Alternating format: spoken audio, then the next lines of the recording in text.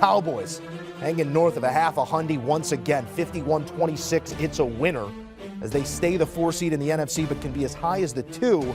That is if the Bucs, Rams, and Cardinals all lose on Sunday. The Cowboys, digging a little deeper here, sweep the season series against the Eagles for the first time since 2011, and they finished the season 6-0, straight up and against the number in the NFC East. Domination within the division. They won every game by 7 or more points. As for the Eagles, well, they finished the season 0-7 against teams currently over 500, 9-1 against all others. And I hear there's a couple good teams in the playoffs this year. Cowboys do cover the 6 here, no problem. And this one comes in well over the total. Kenny White gave you that free gem earlier on HQ. You watch, you wager, you win. Cowboys fans are feeling like winners because they got these guys going. First team in NFL history with all of this. 4,000 plus passing yards for Dak. 1,000 plus for Zeke. He surpassed that number here on Saturday night. CeeDee Lamb, 1,000 plus through the air. They got a young buck doing it off the edge. Micah Parsons, 10 plus sacks, was staring down Javon Curse's rookie record, but he did not go here on Saturday, nor did Diggs, who had 11 interceptions on the season. All right, let's break it down with the Pick Six pod. Gentlemen, Will Brinson here alongside Ryan Wilson in studio. Guys, we get some answers to some questions and we move forward with whatever this data point was, and I want to dig into that a little bit here, Ryan. Offensively, we had some question marks about this Dallas team moving into this game, but again, 50-plus points for the second time in 3 weeks. How are you feeling about the Cowboys' offense coming out of this one?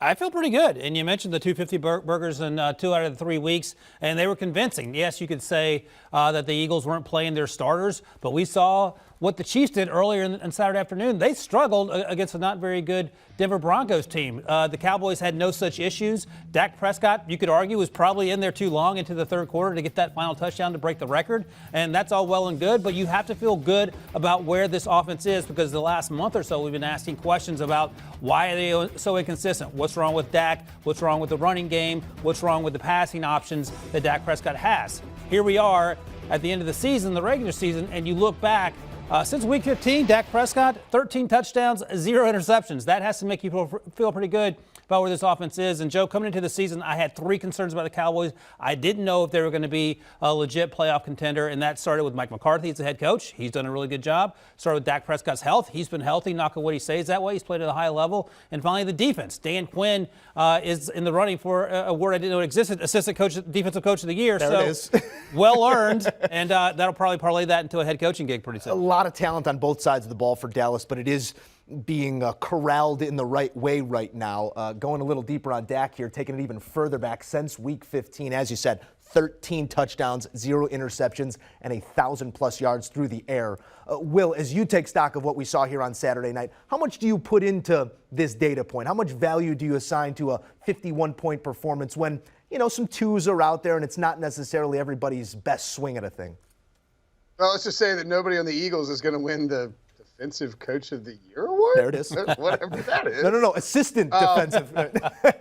Yes, Defensive Assistant Coach of the Year award, a.k.a. should be called the Wade Phillips Coach of the Year award, best ever defensive coordinator. At any rate, no, like I said at halftime, Musso, I think that when you look at this game and what the Cowboys did, lobbing up a 50-burger, you can be happy about it. You know, Dak gets to break our colleague Tony Romo's record for most touchdown passes in a season by a Cowboys quarterback. Every single one of those franchise records, by the way, for the most part, is going to fall once we get into 18-week seasons, just sort of the nature of the beast. Exactly. But, you know, Dak does it. They kept it out there clearly.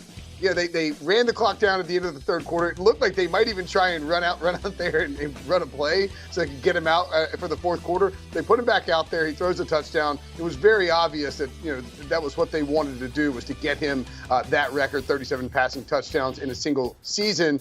And I do think that, you know, whether it's real or not, and I mean, with the famous quote from Ray Lewis, momentum is real.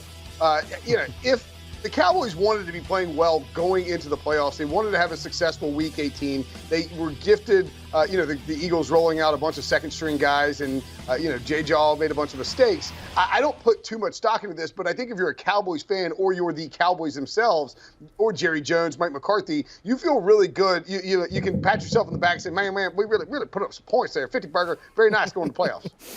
Anytime we can get a Jerry Jones impression out of our guy Will Brinson, it is a winning evening here on HQ. Whether it be the extra week or just the pass-happy nature of NFL action these days, I feel like we're almost desensitized to some of these performances sometimes. What Dak has done over these last few weeks has been truly special from a number standpoint, from the eye test, any way you want to slice it. It's been really good. Outside of a guy, let's say, with a Super Bowl ring or 7 on his hand, is there anybody you could feel better with moving into the playoffs with in terms of, just a one-time playoff winner, doesn't really have a whole lot of experience when it comes to postseason action? Will, can you feel good as a Dallas Cowboys fan moving forward with number 4 under center? Yeah, oh yeah. I mean, Dak's incredible. Dak is an elite-level quarterback. He's been that way for a while. It's hard to believe we ever argued about Dak versus Wentz. I mean, that's that idea, that entire notion and concept is hilarious in hindsight. Or that Jared Goff was above reproach when it came to that argument. Dak clearly the best quarterback to come out of that draft class, even if Jerry Jones accidentally selected him after he whiffed on what was it, Paxton Lynch and who was the other guy? Connor Cook out of Michigan State that the Raiders took, right? Good job, Jerry, you accidental genius. I think the two guys that you would put maybe ahead of Dak, obviously Tom Brady, just because you never want to bet against Tom Brady in a playoff game. And then Aaron Rodgers, of course, with the number 1 seed and the way that he's played, clutch in playoff games. The one thing that concerns me, and I think too, you see a little bit of this, against the Eagles tonight, is Mike McCarthy got aggressive and he wanted to, go for it on 4th down, even in spots where he didn't really need to, because, their odds of jumping to the 2 seed pretty slim. They're probably going to end up in that 4 seed.